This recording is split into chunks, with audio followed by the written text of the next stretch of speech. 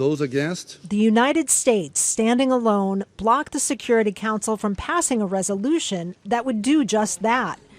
The United States is disappointed this resolution made no mention of Israel's rights of self-defense. Like every nation in the world, Israel has the inherent right of self-defense as reflected in Article 51 of the UN Charter.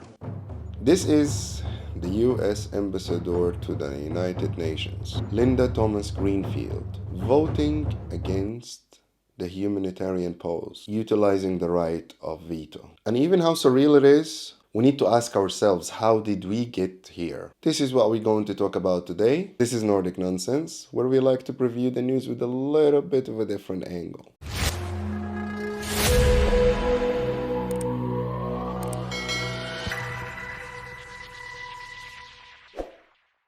On a quick morning chat right in front of the coffee machine with one of my colleagues, and while we were looking at the news coming from the Middle East, she mumbled, "Why people are so stupid? Why we cannot stop this?" This question kept on going on my head again and again for the whole day. While the solution was really simple, is to stop killing each other, the answer to that question was not simple at all. Since the 26th of December 1991, which marked the end of the USSR, the world was never the same again. It became unipolar, where only one power exists. One single power that thrives economically and politically. It became much easier for the only power existing to cross the line again and again, as there were no consequences for their actions, no other power to question or oppose their actions, and there were almost no aftermath for any actions they take anywhere globally. And with an ideology that based only on profit and benefits, if we understand it, only then we'll understand what's going on around us now in the world. All those actions starts to make sense when we put the cash flow in the equation. The cute soft-core Keynesian capitalism was announced dead, and the new hardcore heartless Chicago school becomes king.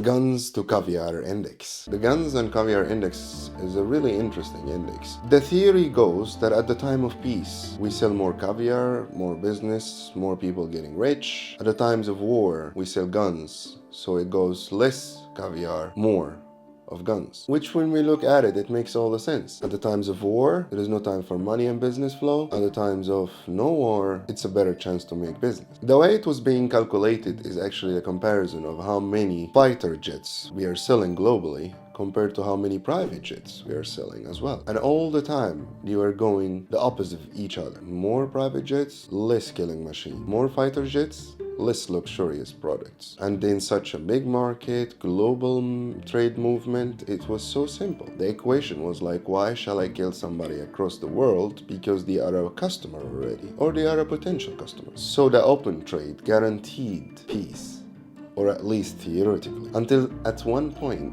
this index has been flipped. So there was no meaning for peace, as both guns sales and caviar went up. So it became meaningless to keep peace as far as we can keep profit up even during the war. Instead, war became a huge source for a cash flow to the countries that is being benefiting from this. We need to look at who is benefiting from war to understand this better. People who are producing guns, weapons, ammunitions, military vehicles, and all the equipment contributes to war. Of course, they're gonna raise their sales at the time of war. On the energy sector, wars can impact the energy market, particularly in regions with a significant oil and gas reserves. Companies that involved in extraction or refining and distributing of energy resources may be so affected, and in some cases, they may benefit from the geopolitical instability that can lead to a higher prices. And of course, we have the infamous PMCs, or the private military contractors. Contractors like Blackwater, Foreign Legion, and the list is really long that I'm gonna be making a whole episode talking about this. They benefit a whole sum of money when it comes to war times. Some also argue that the financial institution, particularly those involved in international finance and loans, can benefit from wars, as they may finance both sides of a conflict, which unsurprisingly happens so often. And last but not least, the reconstruction and infrastructure companies. Because of course, after war, when we destroy everything, we need them to rebuild what we have destroyed. Now I'd like to leave you with some boring figures that would actually show us where we stand and where are those who are benefiting from this allocated.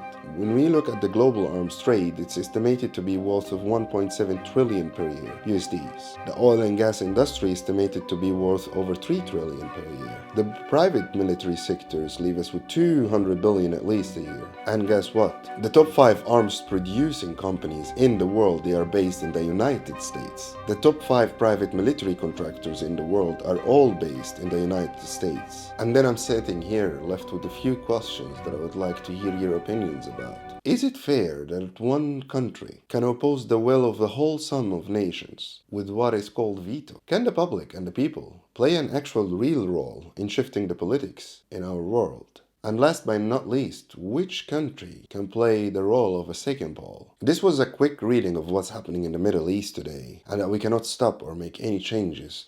We can protest as much as we want, but apparently it looks like it's not moving anything around. I'll be making more episodes about this since it's the trend and what we need to talk about today to stop the chaos we see every day in the Middle East, the chaos we see every day on our news. And before we go, hit that subscribe button, give us a like to support this channel. This was Nordic Nonsense. Hada bra.